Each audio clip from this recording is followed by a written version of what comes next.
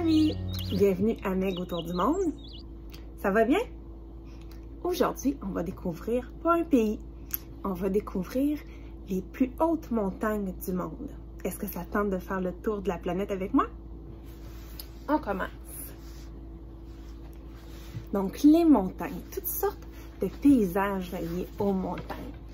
Il y en a des très pointus, rocheuses, des très pointus, mais avec au loin des glaciers sur le dessus. Il y a aussi des petites collines verdoyantes, des volcans, regarde avec une terre un peu rouge, beaucoup de sortes de montagnes. Mais, petite question quiz, est-ce que tu sais comment les montagnes se forment? Oui? Non? En fait, j'ai trouvé une petite image ici pour t'expliquer.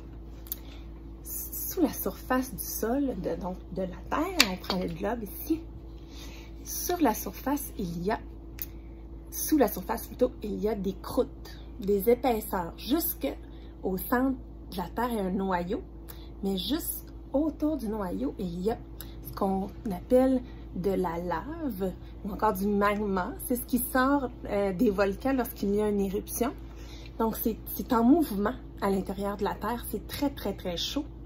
Et les croûtes supérieures ont tendance finalement à flotter sur ce magma et à s'entrechoquer. Lorsqu'elles bougent, elles créent toutes sortes de phénomènes que tu as peut-être déjà entendu parler. Quand elles s'entrechoquent, là tu vois les flèches, elles peuvent faire en sorte de plier, s'entrechoquer et whoop, apparaît une montagne. Selon l'amplitude du choc, différents types de paysages peuvent apparaître. Donc, il y a création de montagnes par des portions de la croûte terrestre qui s'entrechoquent. Parfois, il y a formation d'une montagne, mais en profondeur, un volcan va se former. Donc, lorsqu'il y a éruption, c'est encore une fois lorsque des mouvements de la croûte terrestre se font et que du magma va être expulsé à la surface. Donc, encore une fois, causé par les mouvements de la croûte terrestre.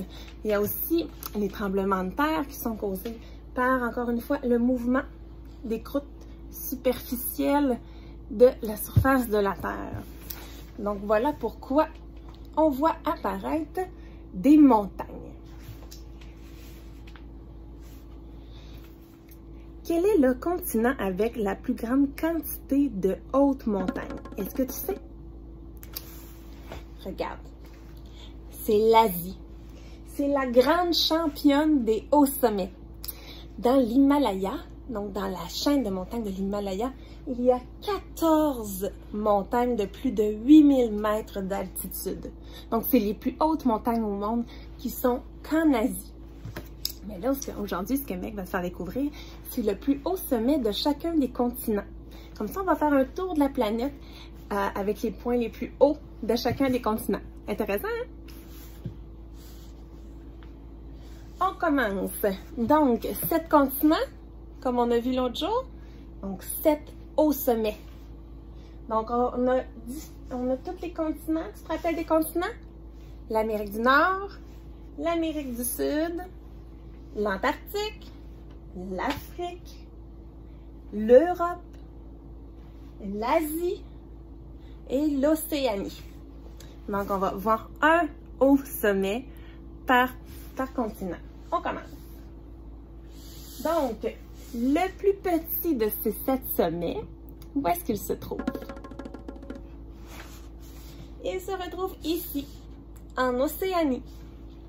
Il s'appelle le Pukat Jaya. Il mesure 4884 mètres. Regarde. Je te montre la fameuse montagne du Pukat Jaya. Très difficile d'aller monter cette montagne parce qu'elle est en Nouvelle-Guinée, donc elle est à travers la jungle. Très difficile, premièrement, de se rendre jusqu'à la base de la montagne parce qu'il faut traverser vraiment une jungle très dense avec beaucoup de tribus encore autochtones, donc des tribus indigènes qui sont autour de la montagne. Il y a des fois certains conflits entre ces tribus-là. Donc, il faut traverser cette jungle-là pour se rendre jusqu'à ce sommet. Et une autre difficulté, c'est que c'est très, très pluvieux, de grandes pluies très abondantes toute la journée. Donc, c'est un type de climat qui est difficile pour la montée de ce fameux sommet du Puncak Jaya. On change de place. Donc, le 6e plus haut sommet se trouve où? Tu le vois ici dans le bas. En fait, c'est en Antarctique. Il s'appelle le massif Vinson et il mesure 4892 mètres, donc tout près du Puncak Jaya de l'Océanie. On le voit ici. Il n'est pas là très haut sur l'image, hein, mais c'est quand même très haut. Et c'est très difficile tout de même comme expédition, monter ce sommet. On parle quand même d'un climat en Antarctique, donc des froids extrêmes, beaucoup de vent.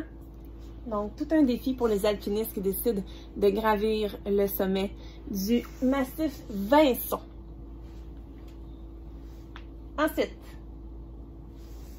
on remonte. On s'en va du côté de l'Europe avec le mont Elbrus qui mesure 5642 mètres. Donc là, on vient de monter 1000 mètres supplémentaires environ pour le mont Elbrus. Un mont Elbrus est en fait un ancien volcan éteint. On voit par la forme, très pointu. Donc, des glaciers. Donc, encore une fois, beaucoup de défis pour monter ce sommet-là. Ensuite, on change encore de continent. On s'en va du côté de l'Afrique. Tout autre décor. Le Kilimandjaro. Le Kilimandjaro mesure 5892 mètres. Donc, et regarde. Tu vois son décor? Encore une fois, un volcan. Un volcan qui a 3 en fait sommets, le Kilimandjaro. Sur la photo, on ne voit pas qu'il y a 3 sommets, mais c'est des volcans. Et regarde ce qu'il y a à sa base. Donc, c'est très différent de ce qu'on peut voir lorsqu'on est en Antarctique, hein. Mais quand on monte le Kilimandjaro, donc on peut, par la même occasion, aller visiter la savane africaine, donc les girafes qui sont à sa base. Donc, un mont qui est plutôt mythique, très connu, un rêve de beaucoup de gens qui font de l'alpinisme, de monter le Kilimandjaro. Très exotique. Ensuite, on s'en va du côté de l'Amérique du Nord. Le mont Delany. Il est en Alaska. Alaska, c'est un territoire qui appartient aux États-Unis. Donc, c'est tout en haut. Donc, c'est plus proche du Canada que des États-Unis. Mais ça appartient aux États-Unis, cette section-là, tout en haut au nord. Donc, le mont Delany, anciennement, s'appelait le mont McKinley. Donc, il mesure 6190 mètres, ce mont McKinley.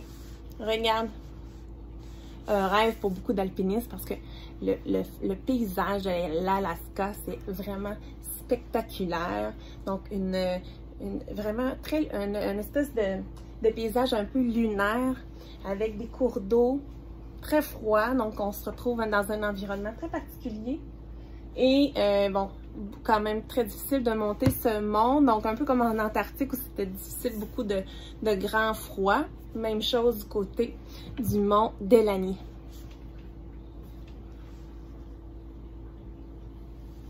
Ensuite, Amérique du Sud, avec le Aconcagua. Aconcagua.